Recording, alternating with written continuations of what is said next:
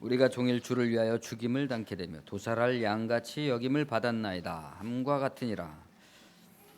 인간에 대한 환대 28번째 시간으로 타자가 된다는 것이라는 제목으로 말씀을 전하겠습니다.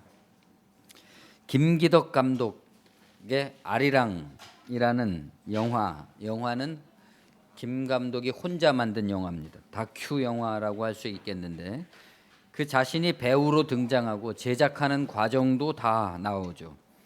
영화란 무엇이냐, 영화를 만든다는 것은 무엇이냐 하는 질문을 하고 있습니다.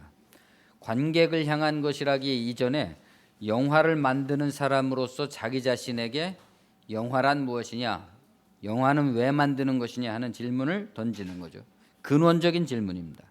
근원적인 질문이라는 것은 인간의 인간됨의 가장 중요한 특성이자 인간성의 보루다 이렇게 말할 수 있겠습니다.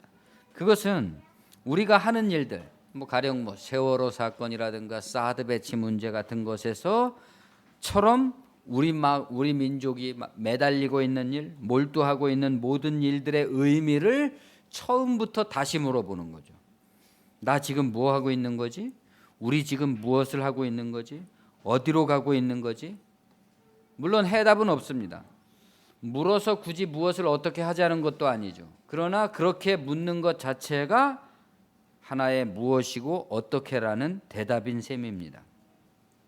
특별히 우리 종교는 언제나 이런 근원적 질문을 주제로 삼음으로써 우리 사회의 모든 현실과 그 현실을 만들어내고 있는 주체들에게 처음으로 돌아가서 근본적인 데서부터 다시 생각하라는 메시지를 전하고 있습니다. 회개라는 것은 별다른 게 아니라 처음으로 돌아간다는 거죠. 우리 각 사람의 창세기로 돌아가는 겁니다. 벌거벗은 창세기, 첫사랑, 첫 맹세, 첫 꿈, 첫 마음, 첫 의문, 첫 가난, 첫 선함, 어디서부터 내가 벗어난 것인지, 왜 벗어나게 된 것인지, 어떻게 헤쳐나가야 될지, 지금 우리가 어디로 가고 있는지를 모릅니다. 그러나 처음으로 돌아가 보면 내가 어디에 있는지 알게 될 것이고, 내가 어디에 있는지 발견하게 되면 어디로 가야 되는지도 나오는 것이겠죠. 마지막 장면에선가 영화 속에서 이 김 감독은 어느 추운 겨울날 오두막 속의 텐트 안에서 짐승처럼 오열을 합니다. 화면에 대고 우는 거예요. 이미 머리가 반백이 된 중년의 남자가 화면 속에서 아프고 끈질기게 눈물을 흘리면서 웁니다. 그 모습은 처음에는 어떤 이질적인 충격과 혐오감을 주지만 보다가 보면 나중에는 그 울음을 관객 자신들 속에서도 발견하게 되고 자기 울음을 같이 울고 있다는 것을 느끼게 됩니다. 언젠가 유럽에서는 이 사람이 상당히 호평을 받았는데 한국 영화계나 충무로에서는 왕따를 당한다. 그런 고립에 대해서 어떻게 생각하느냐 이렇게 물어봤습니다. 인터뷰에서 그 사람이 뭐라고 대답했냐면 충무로와 한국 영화계가 자기를 왕따시킨 게 아니다. 내가 그들을 왕따시킨 거다라는 그런 역설적인 대답을 한 바가 있습니다. 그의 인생 역정, 이 사람이 한때는 공장 노동자 출신이죠. 그의 인생 역정이나 간단 없는 폭력과 인간 구원의 문제를 천착해온 그의 작품들을 생각해 보면 그 사람의 오열은 단순한 외로움이라든지 존재론적인 고독이라든지 그런 데서 오는 것은 아닌 것 같습니다. 그것은 온몸으로 세상의 폭력, 한 연약한 인간이 세상을 인간답게 살아가기 위해서 싸워야만 됐던 그 모든 세상의 폭력과 싸워온 사람의 아주 현실적인 구원의 갈망, 인간답게 살기 위해서 싸우다 보니까 인간이 되지 못한 그 처절한 절망에 대한 구원의 갈망, 그리고 그 갈망으로부터 나오는 절망의 확인, 혹은 반대로 말할 수 있겠죠. 인간의 동물적인 절망과 그 동물적인 절망에서부터 나오는 구원의 갈망에서 터져 나오는 울음이다. 이렇게 말할 수 있겠습니다. 전도자가 이르되 헛되고 헛되며 헛되고 헛되니 모든 것이 헛되도다. 해 아래서 수고하는 모든 수고가 사람에게 무엇이 유익한가? 이미 있던 것이 후에 다시 있겠고 이미 한 일을 후에 다시 할지라. 해 아래는 새 것이 없나니 무엇을 가리켜 이르기를 보라 이것이 새 것이라 할 것이 있으랴. 우리가 있기 오래전 세대들도 이미 있었느니라. 5번씩이나 헛되다고 얘기하고 있습니다. 해 아래 모든 수고가 그에게 무슨 유익이 있겠느냐? 모두가 전에 누군가 다 했던 일이 아닌가? 그 결과를 우리가 이미 다 알고 있지 않느냐? 네, 인생은 결과를 다 알고서 사는 거잖아요. 그러나 그럼에도 불구하고 헛되다는 것을 알면서도 불구하고 안 살 수도 없는 우리들 인간의 거짓되고 비루한 삶. 누구나 다 알죠. 인생은 헛되다는 거, 욕망이 헛되다는 거, 부가 헛되다는 거, 명성이 헛되다는 거. 누구나 다 압니다. 그러나 헛되다는 걸 알면서도 거기에 매달려서 살고 있는 이 비속함과 거짓된 삶. 우리 스스로가 인간이라 높여 부를 수 없는 인간이 아닌 동물적인 삶입니다. 좀 너무 빠른 것이지만 이런 생각을 우리가 추가해 볼 수가 있겠습니다. 우리 모두 개인적으로 안고 살아가는 비인간적인 고통이라는 것은 전부 다 이러한 동물성, 내가 동물이 된 것 같은 느낌, 혐오감, 곧 순수로부터의 부패와 타락에 대한 절망입니다. 나는 순수를 잃어버렸다. 그러니까 이제부터 우리의 절망의 구원의 문제라는 것은 그 순수로의 복귀, 곧 죄 씻음과 순수로의 복귀를 갈망하는 증상의 혼합이다. 동물성과 또 순수를 갈망하고 죄 씻음을 갈망하는 것이 우리 삶 속에 뒤엉켜 있다 이겁니다. 그것은 가장 원색적이고 동물적인 모습을 띌 때조차 본질적으로는 그렇기 때문에 거룩하고 신성한 종교성이 깃들어 있습니다. 가장 처참한 사람에게서도 가장 고귀한 구원의 갈망이 들어있다. 그래서 예수님은 부유한 살롱의 귀족들이 아니라 광야와 저자에서 온몸으로 살아가는 민중들, 그 중에서도 가장 천대받는 장녀들이나 세리들이 먼저 천국에 들어갈 것이다 그랬습니다. 왜 그럴까요? 복음의 말씀을 들을 때 그 사람들이 가장 절실하게 환영하겠죠. 자신의 부끄러움과 더러움과 이런 것을 동물적임을 너무나 잘 알고 있기 때문에. 그러나 살롱의 귀족들은 자기를 치장하고 자기를 망각하고 그렇게 한다는 거죠. 그렇지만 이런 말들은 우리가 그렇게 쉽게 할 수 있는 말은 아닙니다. 예수님은 창녀와 세리들이 먼저 천국에 들어갈 거라 그랬다. 그렇다 그래서 창녀와 세리들이 실제로 먼저 천국에 들어가는 것은 아닙니다. 그런 말을 사용하는 사람들도, 그런 설교를 하는 사람들조차도 그렇게 말함으로써 자신의 비인간성에 대한 고통과 절망에 대해서 무감각하고 무신경하게 곧바로 잊어버리게 되는 거죠. 우리가 선한 말, 의로운 말을 함으로써 우리 자신 속에 들어있는 의롭지 못함과 그런 것들을 너무 쉽게 잊어버리게 되죠.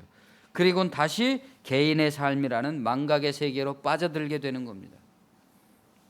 때문에 구원이나 구원의 가능성이라는 것은 언제나 길고 지속적으로 이렇게 확실하게 오는 게 아니라 예술의 영감과 같이 한순간에 온다고 할 수가 있겠습니다.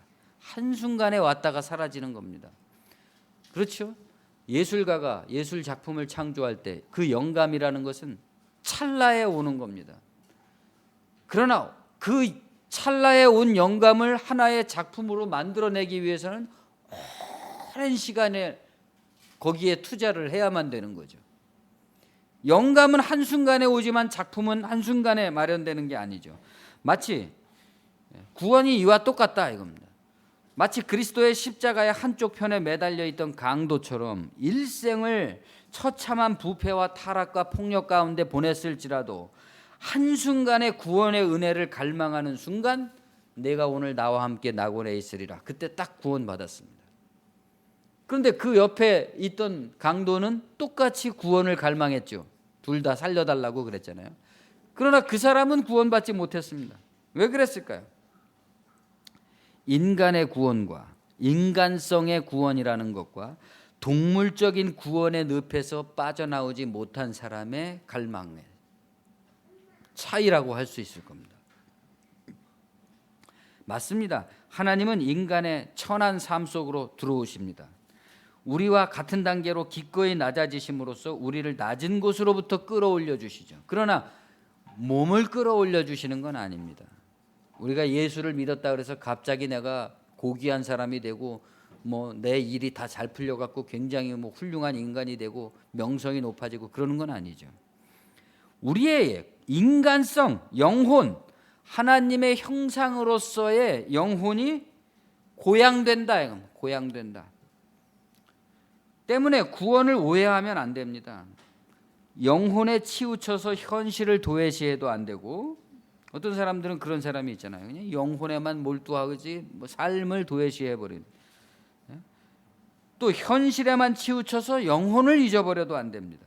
중요한 점은 보물이라는 것은 언제나 자기의 현실, 척박한 인생 속에 숨겨져 있다. 자기의 다른 어떤 곳에 보물이 있어갖고 보물을 막 찾아야 되는 게 아니라 자기 인생 속에 내가 못났으면 못난 대로, 부끄러우면 부끄러운 대로, 거짓되면 거짓된 대로 그 속에 보물이 들어있다. 이거. 너무나 많은 보물이기 때문에 신대륙과 같이 너무나 많은 보물이기 때문에 다른 곳에 가서 찾을 필요가 없다 이겁니다. 하나님이 그렇게 충분하게 우리에게 주셨다는 거죠. 거기에 뭐가 들어있느냐? 우리 인간성의 시험장이다 이겁니다. 그것이 내 마음이라는 것이. 인간성이 뭡니까? 내가 인간이냐 동물이냐의 시험장이다. 하나님이 주시리라, 구원하시리라고 기대하는 모든 것이 다 거기에 들어있는 것이지, 내가 인간이 될 것이냐 동물이 될 것이냐 여기에 들어있는 것이지, 뭐 로또에 당첨되거나 일확천금을 벌듯이 무슨 기도 응답이 되는 것은 아니다. 종교적 보상이 그런 식으로 오는 것은 아니다. 그런 것은 바알이나 아세라 신앙에서 빌던 우상의 신앙이죠. 우상 숭배의 신앙이죠. 인간성의 구원이 아닌 구원, 인간성의 구원 말입니다.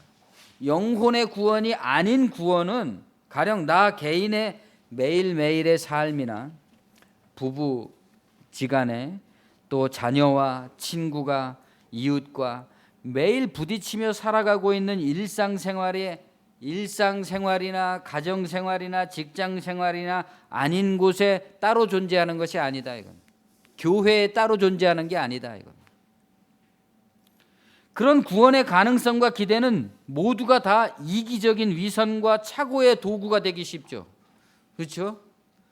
그런 실질적인 나의 인간으로서의 삶, 가족생활, 직장생활, 동료들과의 이거 말고 따로 내가 생각하는 뭐 유명한 사람이 된다든가 뭐가 된다든가 이런 것들은 나에게 구원이 되는 게 아니라 오히려 나의 구원을 회방 놓는 위선의 도구가 되기 쉽다 이건.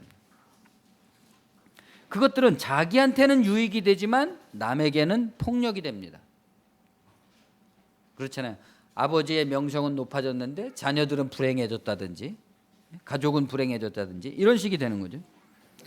이것이 비인간성이고 이러한 비인간성은 그것들이 처음처럼 벌거벗은 비폭력의 상태의 몸으로부터 나오지 않았다는 데 문제가 있습니다. 오늘날 다른 누군가에게 폭력이 되는 모든 사람들이 하는 행동은 우리 자신이 벌거벗은 몸으로부터 나왔다는 데서 기인하지 않고 있다. 이거. 무장을 갖추고 있습니다. 의상을 걸치고 장식을 하고 욕망을 하고 무기를 장착하고 상대를 적으로 간주하고 온갖 허세로서 자기를 과장합니다. 인간성의 구원이란 곧 그러한 모든 무장을 해제하고 장식을 파헤치고 벌거벗은 원시의 인간으로 돌아가게 만드는 거죠. 우리는 항상 이런 걸 기억할 필요가 있습니다. 민중들은 그리스도를 환영했지만 웬일인지 가장 종교적이고 고상했던 바리새인들의 세계, 곧 뭐 현대적으로 얘기하면 문화적인 사람들은 그 영접하지도 않았고 처음부터 의심했고 그를 끝까지 거부했습니다. 여기에 복음의 핵심이 들어있겠죠. 우리는 인간관계든지 종교의 세계든지 우리가 본래 혼자서는 살아갈 수가 없고 누군가의 연민을 필요로 하는 비폭력적인 벗은 존재로 태어났다는 것을 항상 기억할 필요가 있습니다. 다른 동물들의 새끼들은 태어나자마자 자기 발로 일어서서 어미의 젖을 스스로 찾아서 젖을 빨죠. 그러나 인간의 자식은 그렇지를 못합니다. 인간의 새끼는 태어나면 머리를 가누지 못하고 사지를 움직이지 못하죠. 스스로. 누군가의 연민이 없이는 생존이 불가능합니다. 우리 모두가 그런 존재라는 것을 기억해야 된다 이거죠. 우리 나이가 조금 든 사람들은 누군가의 내가 연민의 대상이 되고 누군가의 도움을 받아야 된다는 것을 부끄럽게 생각하죠. 창피해합니다. 어른들만 그런 게 아니죠. 청소년 시기에도 엄청 심하잖아요. 우리 집이 가난하다 뭐 이러면은 굉장히 위축되고 그렇겠죠. 아니 그보다 어린 아이들도 죽는 것보다 그런 것을 창피해합니다. 그래서 실제로 죽기까지 합니다. 이런 치욕을 당하느니 세상 끝내는 게 더 낫다 이렇게 생각하죠. 그리고 우리는 어느덧 그런 부끄러움과 그 배경을 이룬 사회적인 경멸을 당연하게 여깁니다. 그것이 누구의 죄인지를 생각할 줄 모르게 된 거죠. 그러나 우리 기독교인들은 이렇게 말합니다.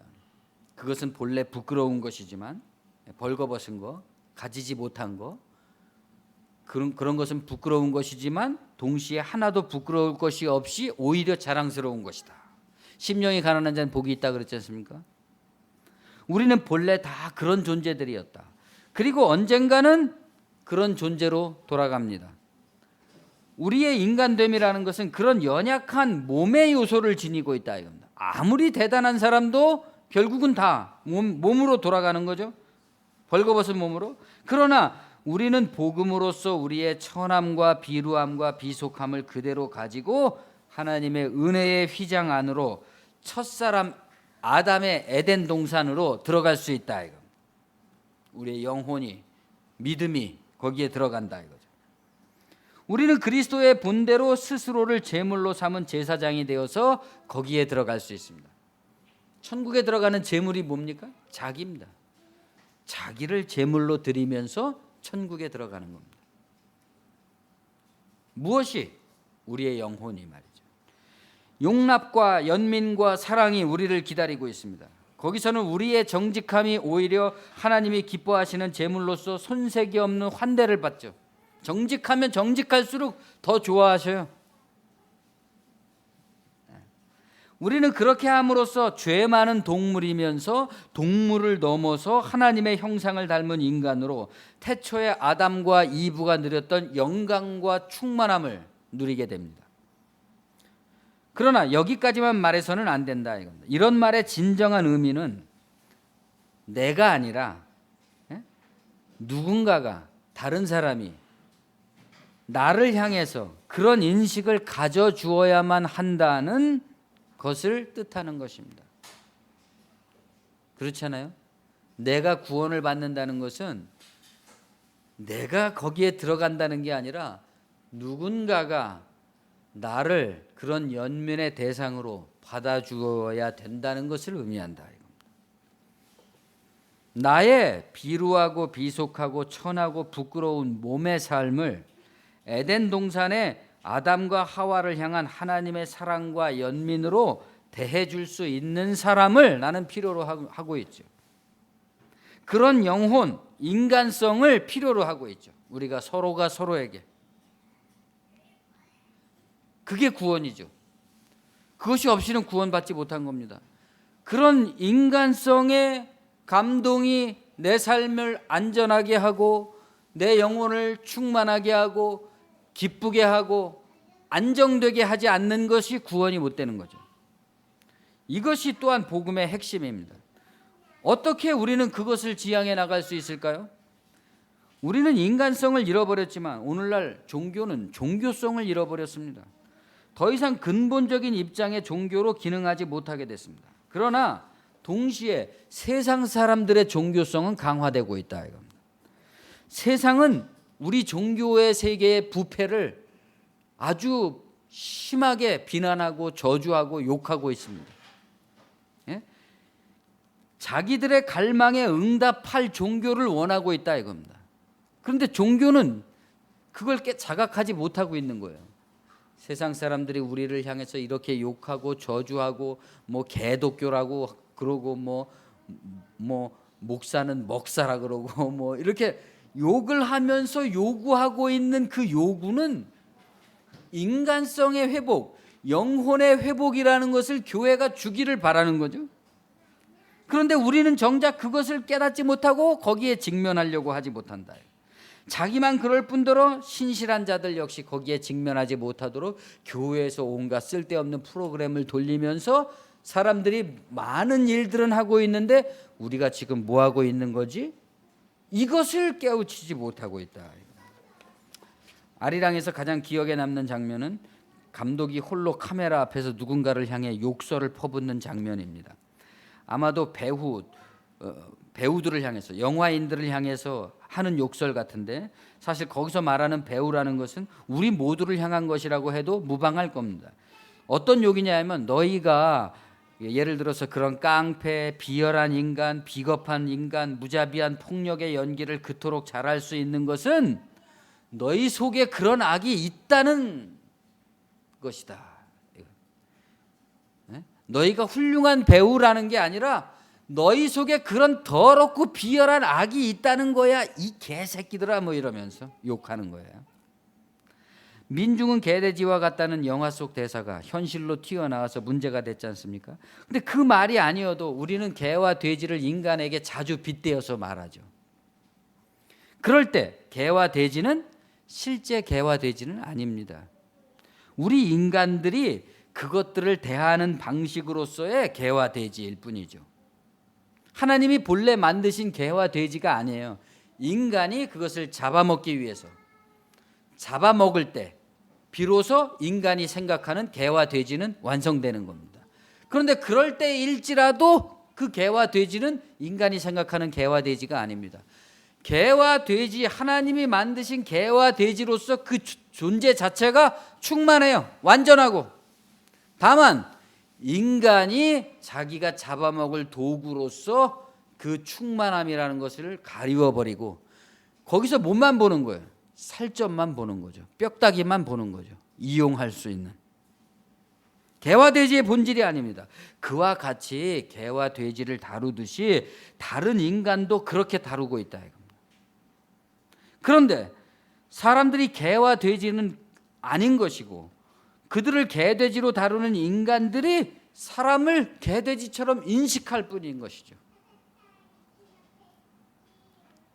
우리의 근현대사는 같은 동료 인간을 인간으로 인식하지 못하고 개돼지처럼 인식함으로써 그렇게 개돼지를 살육하듯이 죽였던 동물적 비인간적인 살육의 역사를 지니고 있습니다. 우리 조상들이 그랬잖아요.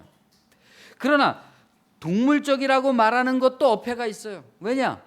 동물들은 자기 동종을 그런 식으로 살육하지 않습니다.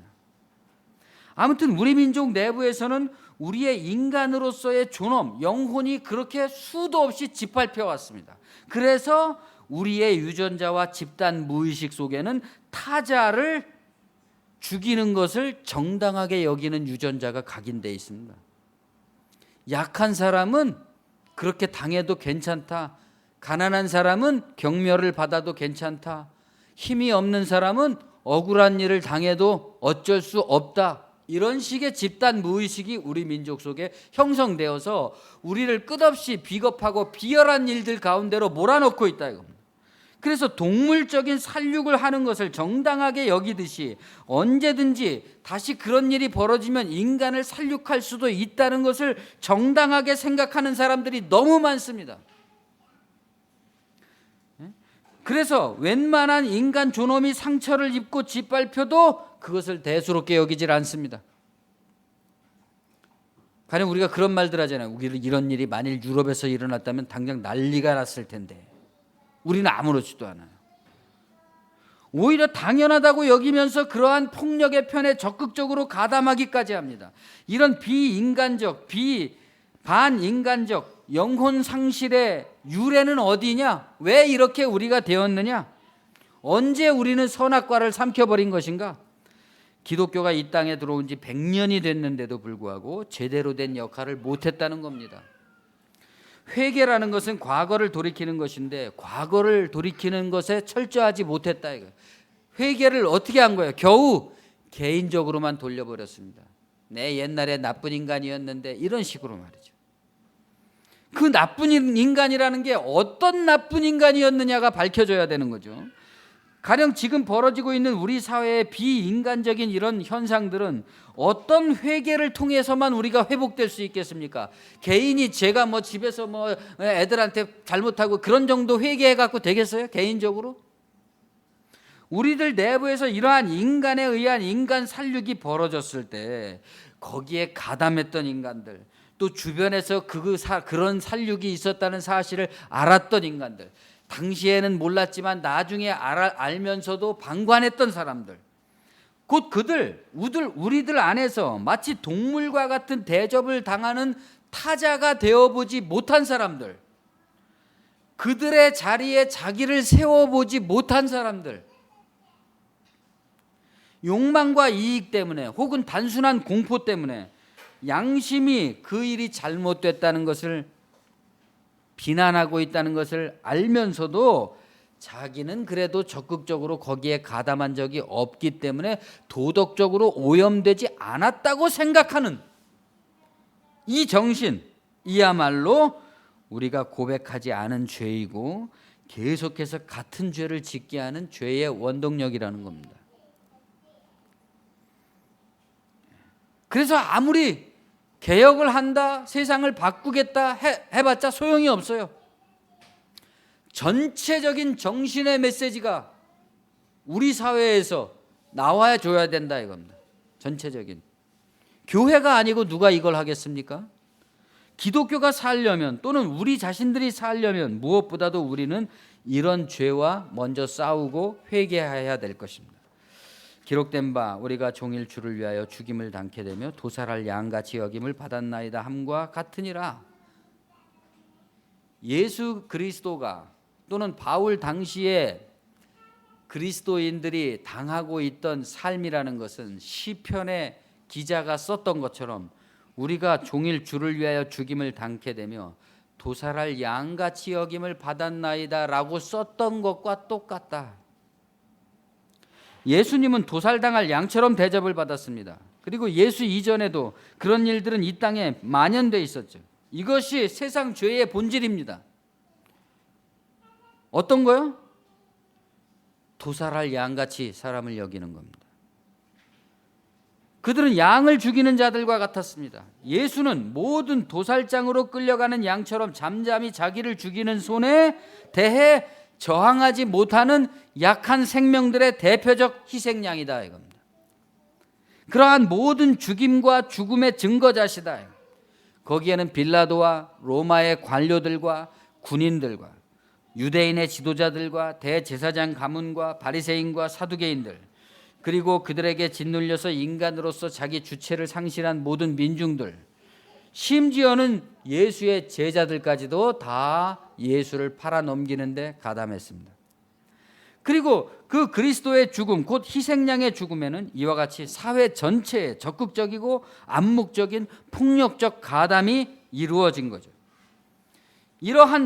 그렇기 때문에 우리의 진정한 종교라는 것은 그러한 사회적 폭력을 폭로하고, 어디서든지 정신의 폭력을 폭로하고 인간성의 폭력을 폭로하는 거죠. 인간성의 훼손을. 그래서 단순히 무슨 법적 이런 걸 따지는 게 아니에요. 예를 들어서 뭐 가수 제이씨가 그림을 그려가지고 그 대신 그려준 사람한테 10만 원 줬다. 그러니까 어쩝니까? 좀 똑똑하다는 사람들은 현대 예술은 뭐 어떻게 제작을 하고 어쩌고 저쩌고 그러잖아요. 우리는 그런 얘기를 하는 게 아니에요. 인간성이 훼손당하는 걸 얘기하는 거지.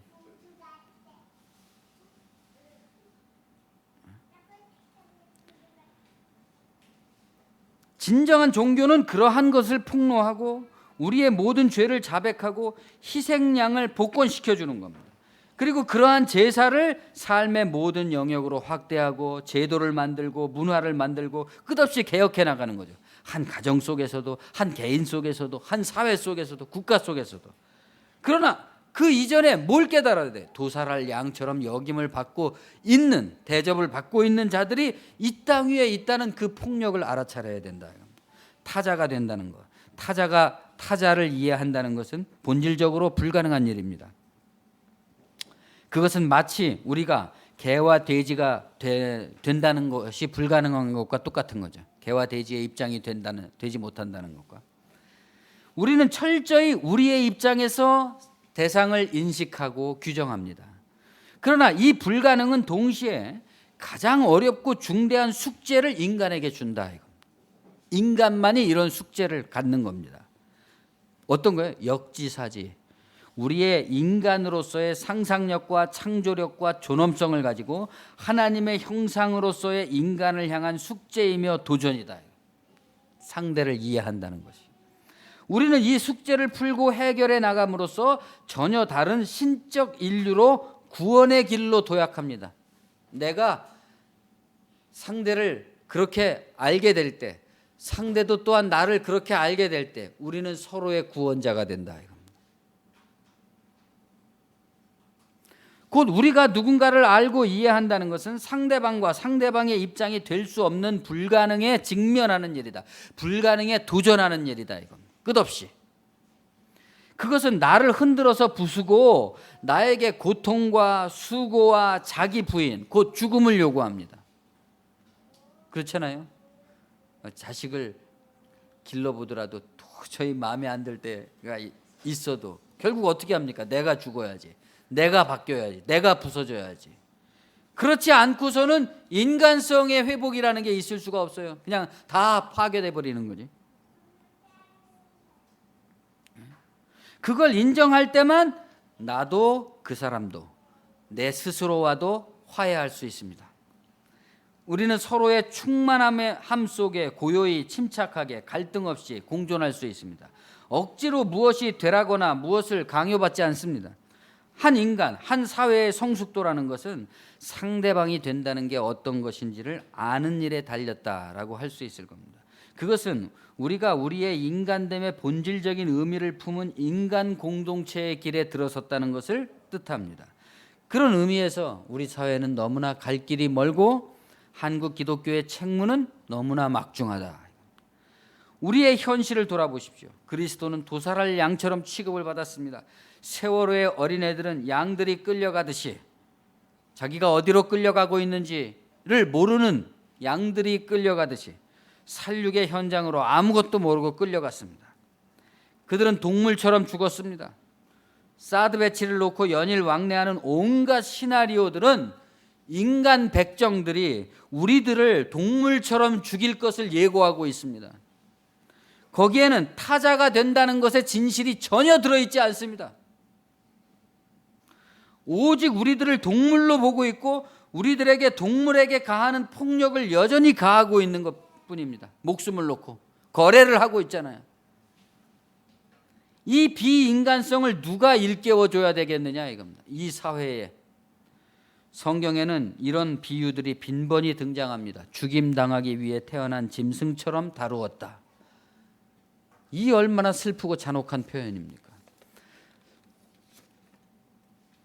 유대인 학살, 인종차별, 흑백차별, 여성, 성소수자, 어린이, 장애인, 가난한 자, 낮은 자에 대한 혐오, 분리와 경멸이 일어나고 있는 모든 곳에서 우리는 그리스도의 죽음을 봅니다. 그리스도의 최대의 능력은 스스로 타자가 되신 공감이고 그 자신을 통해서 우리를 또한 그렇게 부르신다는 겁니다. 자기처럼. 그리스도를 닮는다는 것은 무엇인가? 경계를 초월해서 타자와 하나가 된다는 것. 우리 스스로는 결코 하나가 될 수 없지만 그러나 절대로 하나가 될 수 없다는 이 뿌리 깊은 분리와 그 분리의 절망을 깨달을 때 우리는 그리스도의 죽음에 직면하게 되고 새로운 가능성에도 직면하게 됩니다. 우리가 동물과 공감할 수는 있지만 동물이 되는 것은 아니죠. 마찬가지로 상대방과 공감할 수는 있지만 상대방이 되는 것은 아닙니다. 상대방이 되는 건 아니에요. 공감한다 그래서. 어떤 사람들은 공감을 나와 똑같이 돼야 된다고 생각하는데 그런 건 아니다. 왜냐하면 상대방은 상대방 자신으로서 충만하고 완전하다. 그 자체로. 이것을 깨달아야 됩니다. 우리가 끝없이 우리의 입장에서 상대를 판단하고 있다는 사실, 그것이 얼마나 상대에 대한 폭력인지 우리는 이제 그 반대편에 설 수가 있어야 될 것입니다. 기도하겠습니다. 주님 은혜를 감사합니다. 타자가 된다는 것, 상대방을 이해한다는 것, 특별히 고통당하는 사람, 구원을 갈망하고 있는 사람, 구원을 요청하고 있는 사람의 입장이 된다는 것, 어떤 것인지 하나님이 우리 각 사람 가운데 들어오셔서 자기를 비우시고 우리와 동일한 슬픔과 고통과 절망 가운데서 그 갈망 속에 역사하시는 분이라는 것을 우리가 생각하게 될 때 참으로 우리 자신의 여러 가지 마음의 생각과 계산과 감정과 이러한 것들을 극복하고 우리가 인류가 하나 되는 진정으로 인간성을 회복하는 길을 향해서 도약할 수 있는 그러한 신앙적 연륜이 우리 가운데 있도록 도와주시고, 그러한 시험장이 우리 각 사람의 가정 속에서 먼저 이루어지게 도와주시고, 그 단련됨이 우리 사회 가운데, 교회 가운데, 또 국가 가운데서 우리를 향한 온갖 만연된 폭력 가운데 세상을 구원할 수 있고 인간성을 회복시켜 줄 수 있는 그러한 참다운 영혼됨의 아름다움으로 드러날 수 있도록 인도하여 주시옵소서. 우리 한국 교회가 이 한국 사회 가운데 진실로 영혼을 회복시키고 과거의 모든 짓밟힌 인간의 존엄을 돌이킬 수 있는 그러한 교회로 우뚝 설 수 있도록 인도하여 주시옵소서. 예수님의 이름으로 감사하며 기도합니다. 아멘.